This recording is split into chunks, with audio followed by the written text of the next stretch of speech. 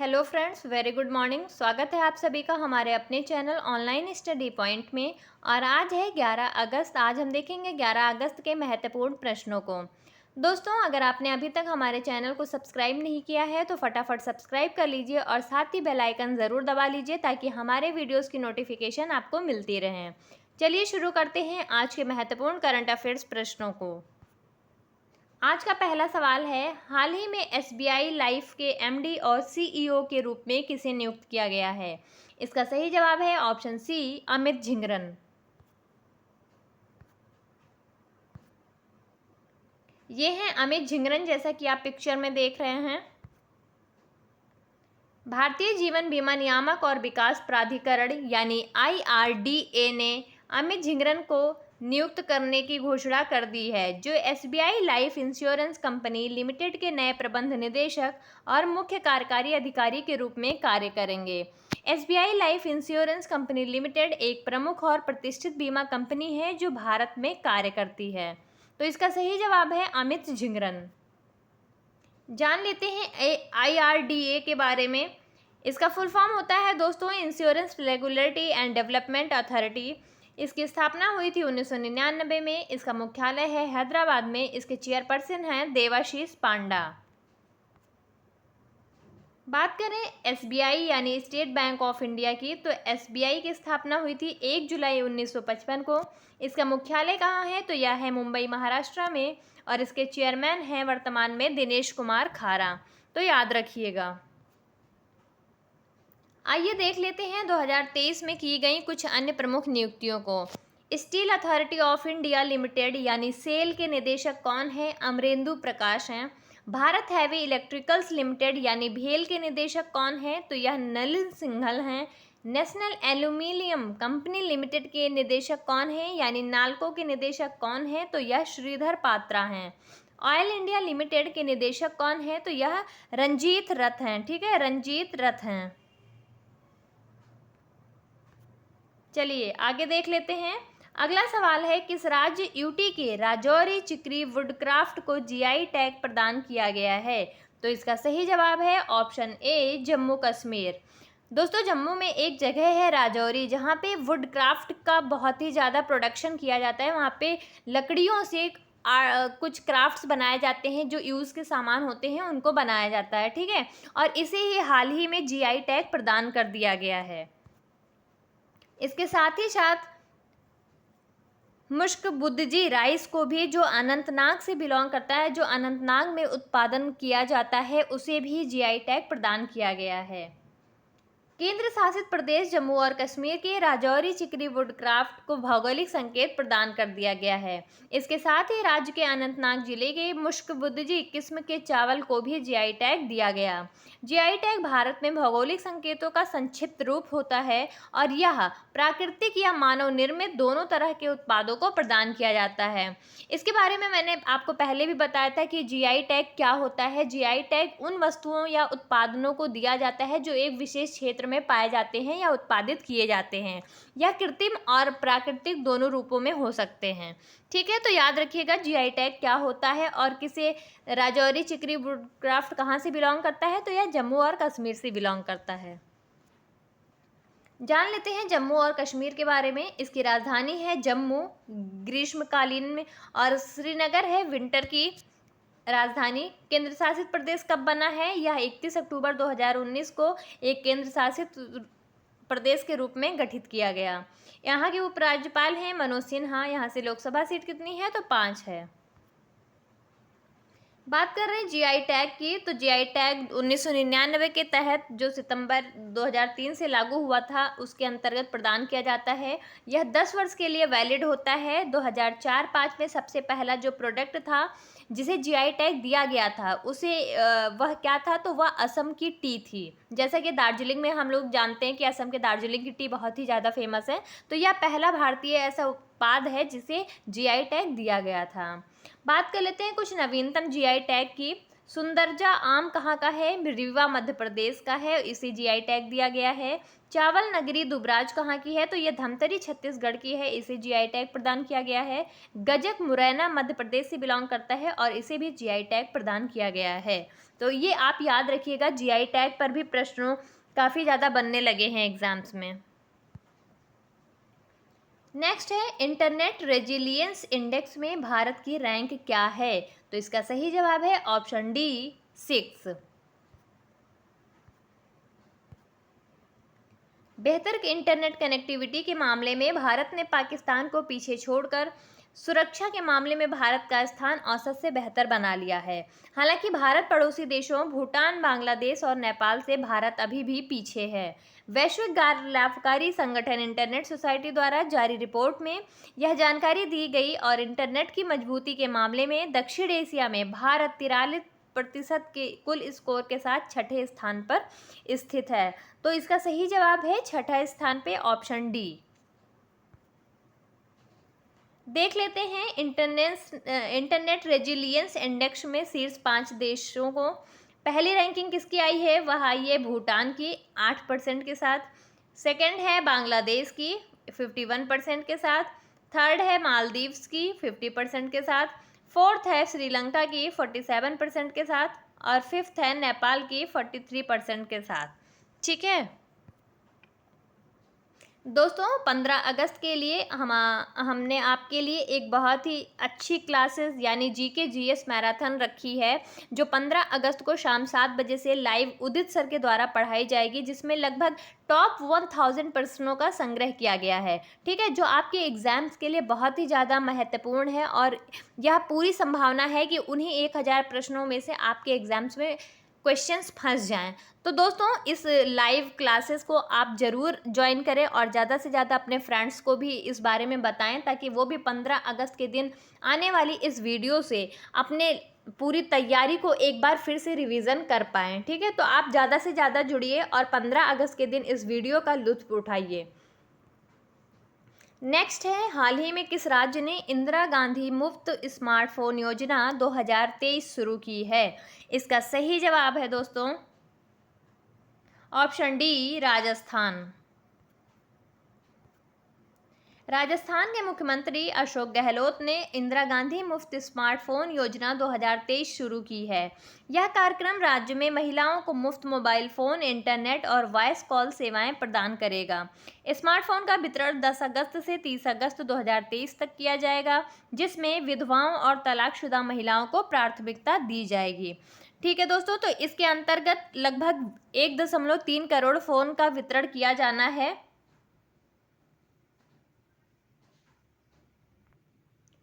और इसके अंतर्गत हर महीने 5 GB डेटा दिए जाएंगे। ठीक है, यानी हर स्त्री को उसके फ़ोन के लिए हर महीने 5 GB डेटा दिए जाएंगे और इसमें 3 साल तक फ्री डेटा और फ्री कॉलिंग सुविधा भी दी जाएगी। जान लेते हैं राजस्थान राज्य के बारे में। इसकी राजधानी है जयपुर, मुख्यमंत्री हैं अशोक गहलोत, राज्यपाल हैं कलराज मिश्र, लोकसभा सीट है यहाँ से 25 और राज्यसभा सीट है यहाँ से 10। तो याद रखिएगा, इसका सही जवाब है राजस्थान राज्य। देख लेते हैं 2023 में लॉन्च की गई कुछ अन्य राज्यों की प्रमुख योजनाओं को। नई स्कूल स्वास्थ्य योजना सेहत। दोस्तों, इस योजना का नाम है सेहत और ये नई स्कूल स्वास्थ्य योजना के रूप में लॉन्च की गई है। किस सरकार के द्वारा? तो हरियाणा राज्य सरकार के द्वारा यह लॉन्च की गई है।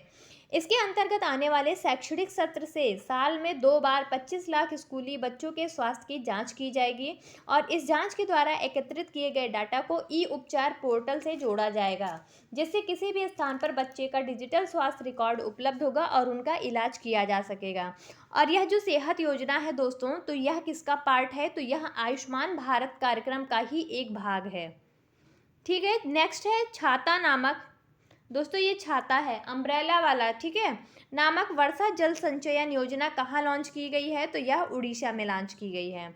उड़ीसा में अम्ब्रेला नामक वर्षा जल संचयन योजना लॉन्च की गई है, जो 2022-23 से लेकर 2026-27 तक कार्य करेगी। ठीक है, इसको तब तक के लिए लागू किया गया है। इसमें क्या किया जाएगा कि जो बारिश का पानी होता है उसको संचयित किया जाएगा और इसके लिए लगभग 270 करोड़ रुपए का आवंटन किया गया है। इस योजना के तहत 303.52 करोड़ लीटर पानी का संग्रह किए जाने का अनुमान है। तो याद रखिएगा, छाता नामक वर्षा जल संचयन योजना कहाँ लॉन्च की गई है? उड़ीसा में।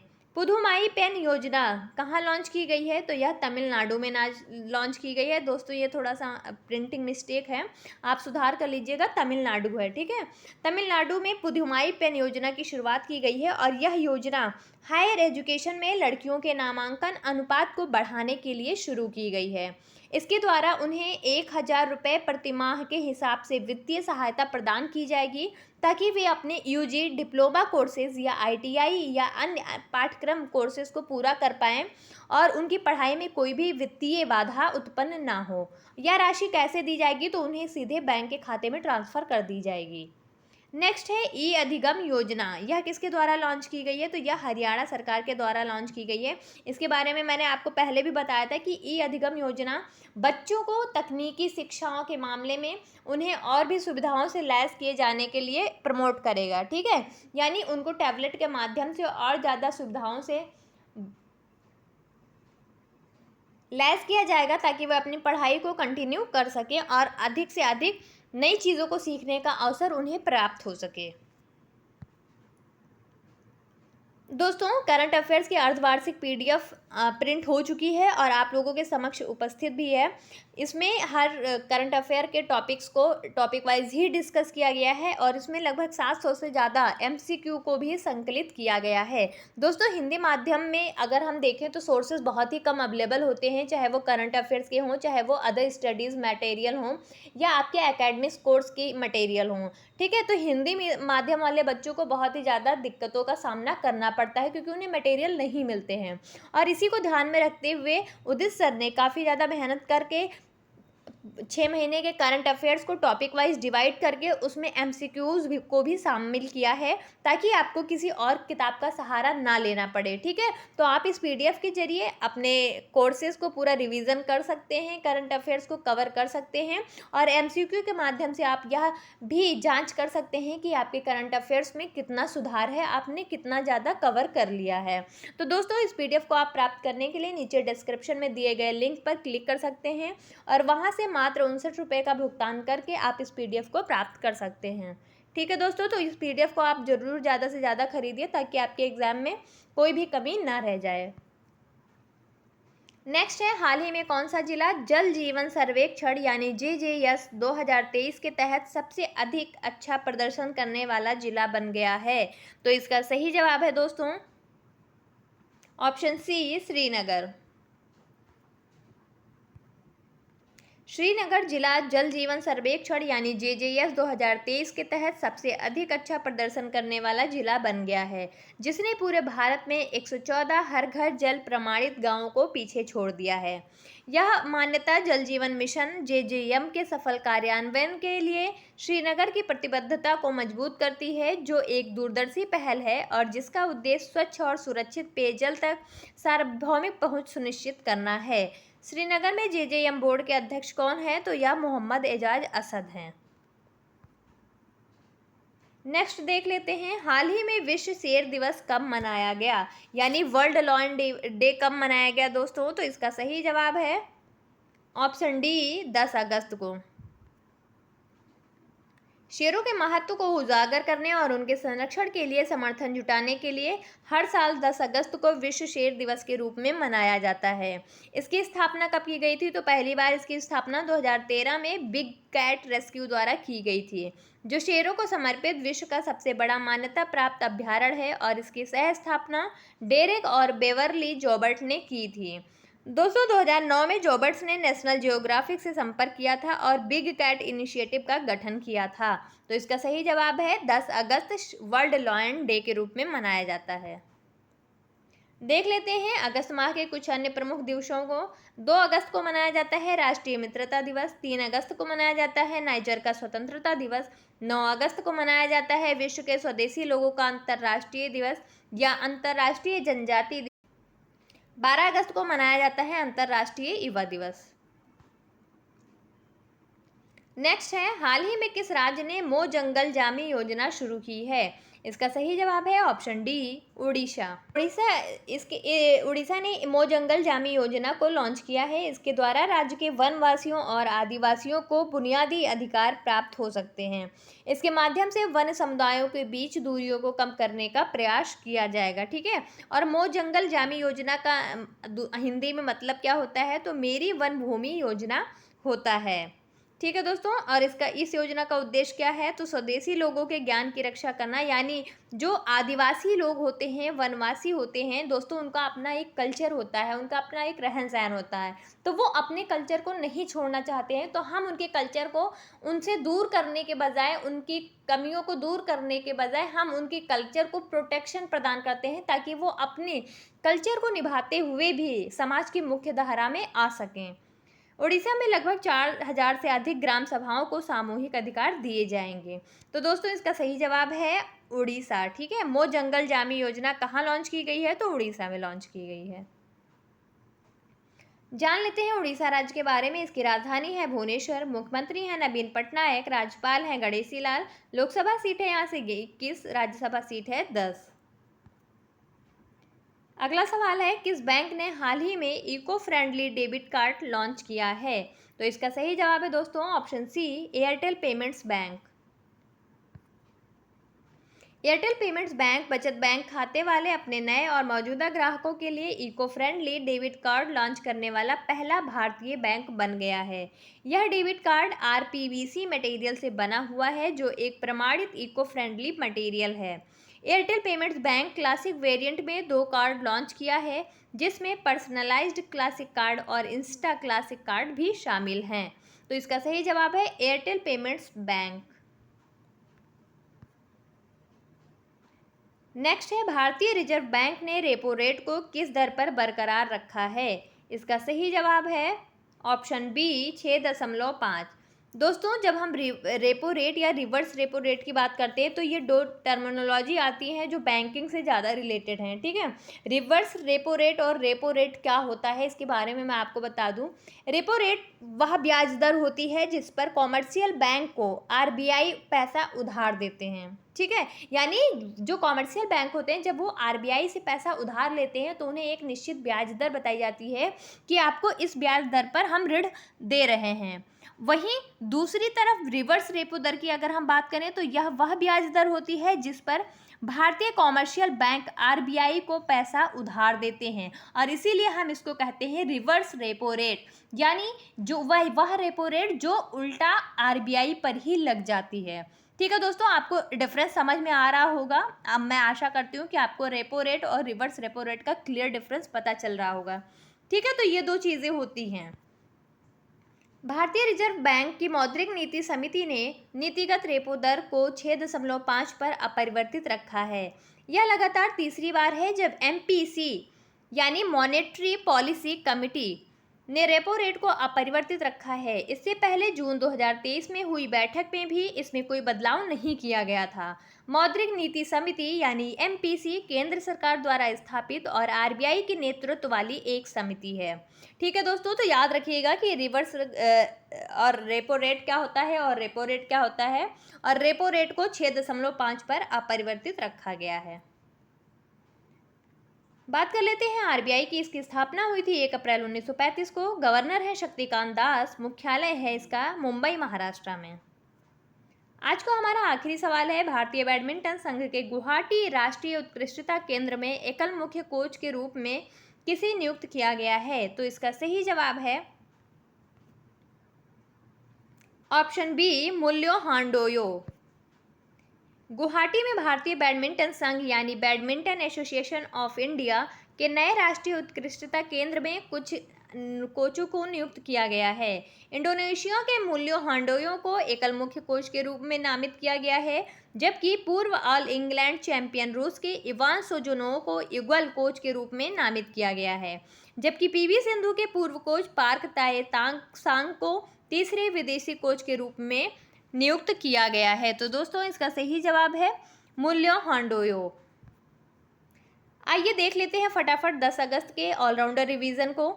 हाल ही में उड़ीसा उच्च न्यायालय के मुख्य न्यायाधीश के रूप में किसने शपथ ली है? सुभाषिष तलपात्रा ने। हाल ही में किस राज्य ने गृहलक्ष्मी योजना 2023 शुरू की है? तेलंगाना ने। हाल ही में किस देश ने होमोसेक्सुअलिटी शब्द के इस्तेमाल पर पाबंदी लगा दी है? इराक ने। हाल ही में विश्व आदिवासी दिवस कब मनाया गया है? 9 अगस्त को। हाँ दोस्तों, आप लोग ये बताइएगा कि इराक में होमोसेक्सुअलिटी शब्द पर तो बैन लगा दिया गया, लेकिन इसके स्थान पर और किस शब्द को प्रयोग किए जाने का ऑर्डर किया गया है या घोषणा की गई है? ठीक है, आप अपना जवाब कमेंट सेक्शन में देते रहिए। हाल ही में जापान ने हिरोशिमा परमाणु बमबारी की कौन सी वर्षगांठ मनाई है? 78वीं। Star lab station Voyager space और किस संस्था का संयुक्त उद्यम है? एयरबस का। किस राज्य की विधानसभा ने हाल ही में समान नागरिक संहिता के विरोध में एक प्रस्ताव पास किया है? केरल ने। ब्रिक्स स्टार्टअप फोरम किस देश द्वारा लॉन्च किया जाएगा? भारत के द्वारा।